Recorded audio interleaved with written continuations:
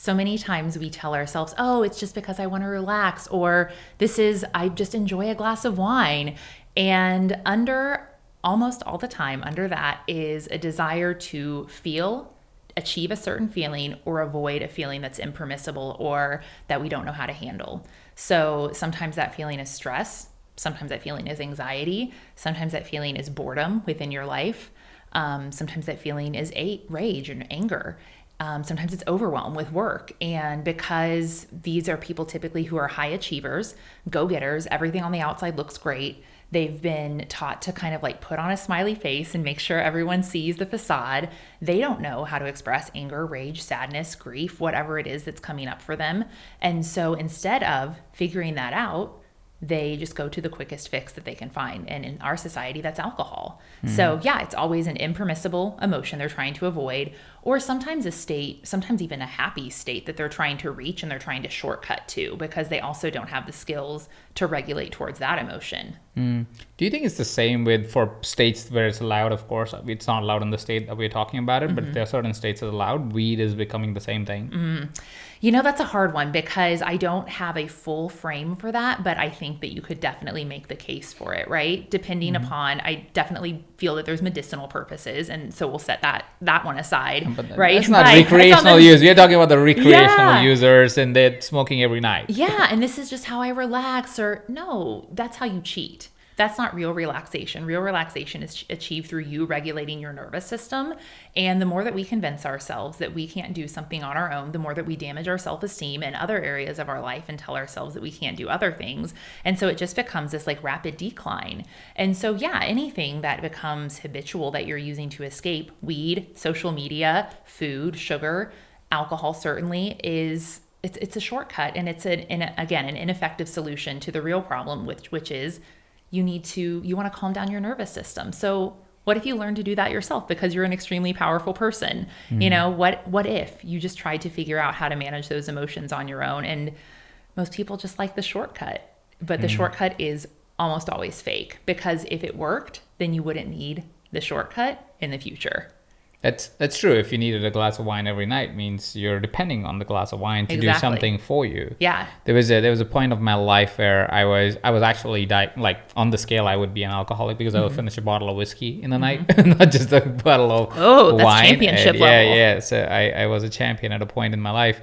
Now, fortunately for me, I was able to quit cold turkey. So I was able to do that, and thankfully that happened at that point. That happened in my life.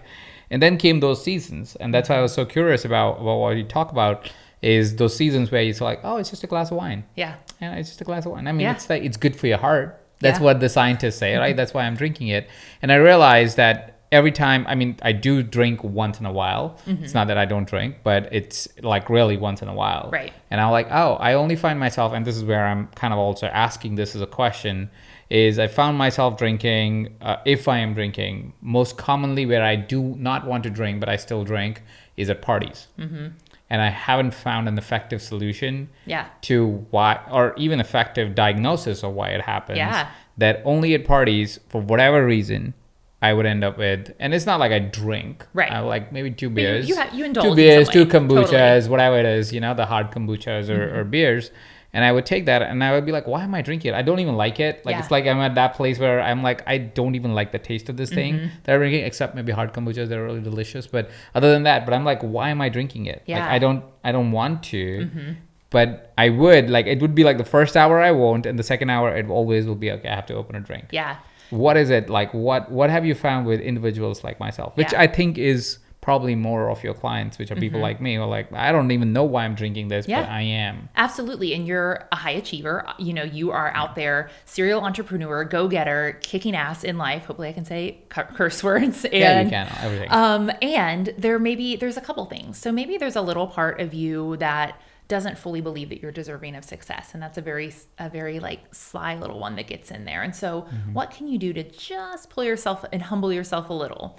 But then specifically in a social situation, it's what are you, if you could get to, okay, maybe you said you make it like an hour into the event. Can you think of anything? Is it someone offering you a drink? Is it like, do you start to kind of like have like Pavlov's dog type thing where you just kind of salivate for it? And the answer sounds like no, because you don't like the taste. So can you think of any sort of like consistent thing that comes up at that hour point when you decide to have a drink? I think it's because everybody's having one, or everybody that I'm talking to has something in their hand. Yeah. And that's, I think it's also like a grander social problem. Like we feel like we don't, and I'm just saying out loud, Yeah, I have no free idea if flow. this is true or not, but I feel like you're not a part of the group if you're the one person that does not have a drink in their hand Yeah. while everybody else does. Yeah.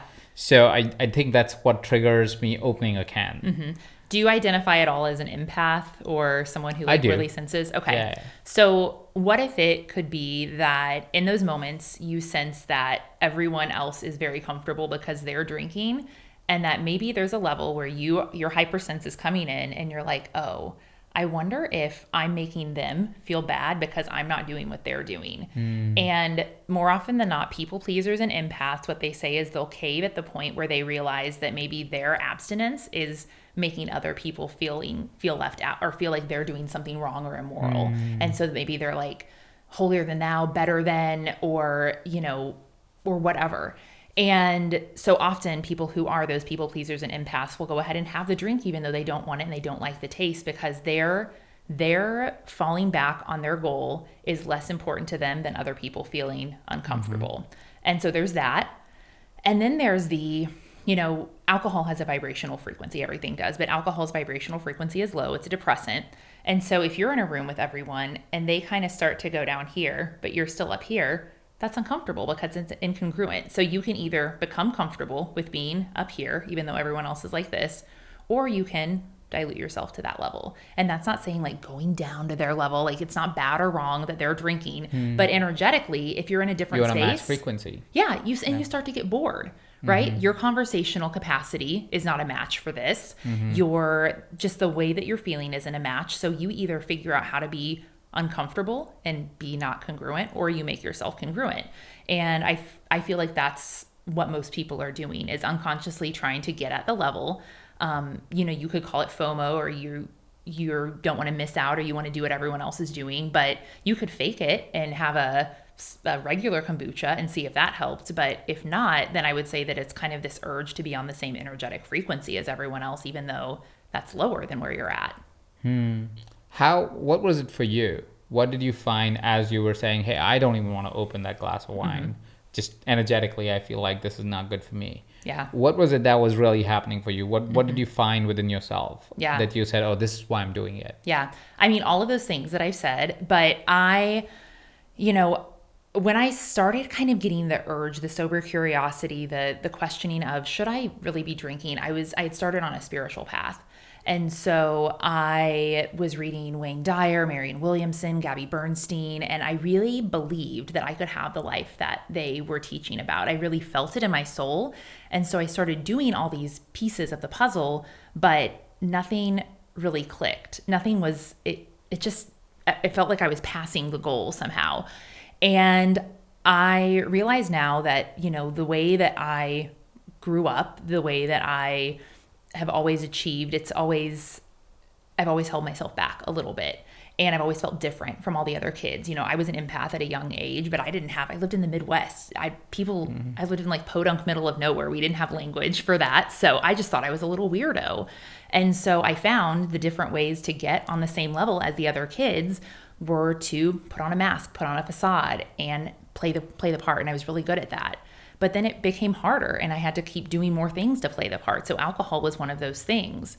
And yet, what I was really doing was just dulling down and diluting my authentic self. And that was effective to help me like fit in with the group of peers that I was with. And that's the reason I was doing it, was to fit in, to be like everyone else, to be, I thought that the epitome of a sexy, successful young woman was Carrie Bradshaw. And what did Carrie Bradshaw do but drink a martini? And so I was doing this act that I thought was going to make me cool, fun, popular, fit in, not weird.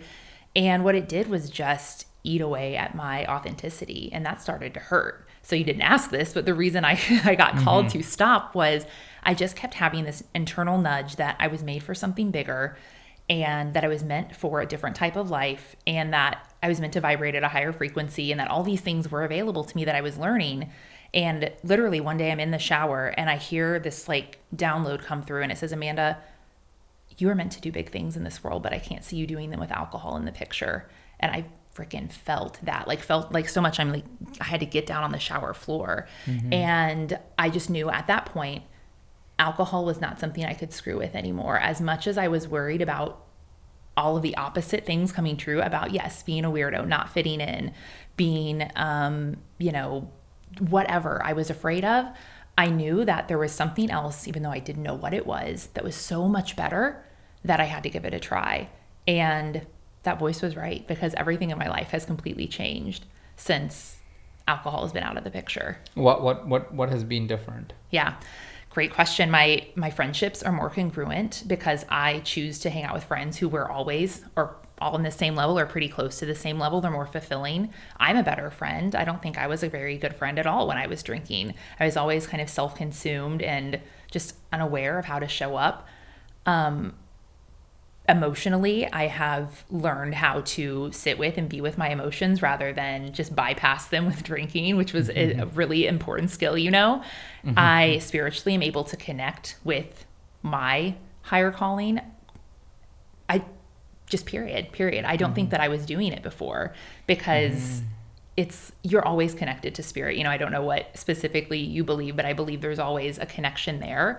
But when you drink, you muffle it. So it's like you're on a tunnel on a cell phone. You're not getting the message to and fro properly. So my spiritual connection has increased. My entrepreneurial drive and my ability to manifest the things that I desire, they've all just come to me so rapidly and so with so much more ease, where before I felt like I was really struggling. And life just has become easier and better and more joyful.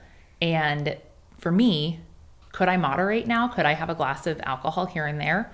Sure, probably. But because I know what it's like to fully vibrate at that higher frequency, I just don't want to screw with it. So it's just not important to me anymore. And do you find it harder to socialize because of that, or you feel that has made no difference to your life? I mean, I have to purpose at it more, if that's even a sentence. I really have to put effort into it, because left to my own devices, sometimes I would, introvert in and just stay at home.